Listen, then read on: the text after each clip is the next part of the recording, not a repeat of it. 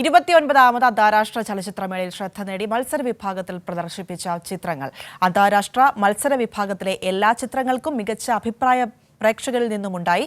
ഒരു മലയാള സിനിമ ഉൾപ്പെടെ 7 മത്സര വിഭാഗത്തിൽ കഴിഞ്ഞ ദിവസം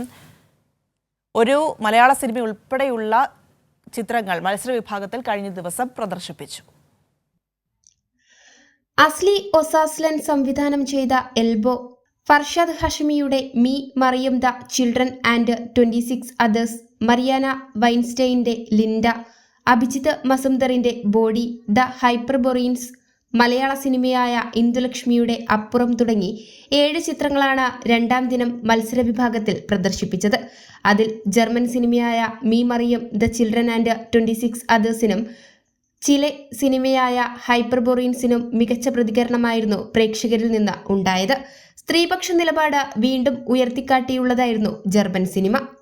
ഹൈപ്പർബോറിയൻസ് എന്ന് പറഞ്ഞിട്ടുള്ള ഒരു മൂവിയാണ്. അതിൽ വിഷ്വൽ സ്റ്റൈൽ ഭയങ്കര യുണീക്കാണ്. ആനിമെട്രോണിക്സും പ്രാക്ടിക്കലായിട്ടുള്ള എഫക്ട്സ് വെച്ചിട്ടാണ് ഫുൾ മൂവി ചെയ്തേക്കുന്നത്. അത് കുറച്ചുകൂടെ ഒരു ഇൻട്രസ്റ്റിംഗ് ആയിട്ട് തോന്നി. Super, one of the best which I watch. Me Maryam and 26 others. Competition പടമാണ്, വേൾഡ് പ്രീമിയർ ആണ്. ഞങ്ങൾക്ക് തോന്നുന്നു ഞങ്ങൾ ഇതുവരെ കണ്ടതിൽ, ഞങ്ങളുടെ ഒരു 3 ആളുടെ ഗ്യാങ് ഇതുവരെ കണ്ടതിൽ വൺ ഓഫ് ദ ബെസ്റ്റ്.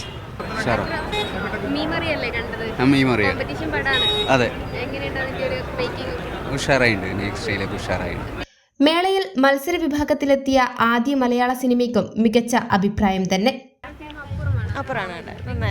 നല്ല എക്സ്പീരിയൻസ് ആയിരുന്നു. മത്സര വിഭാഗങ്ങളിലെ ചിത്രങ്ങൾ കാണാൻ മാത്രമായി എത്തിയവരുമുണ്ട് മേളയിൽ.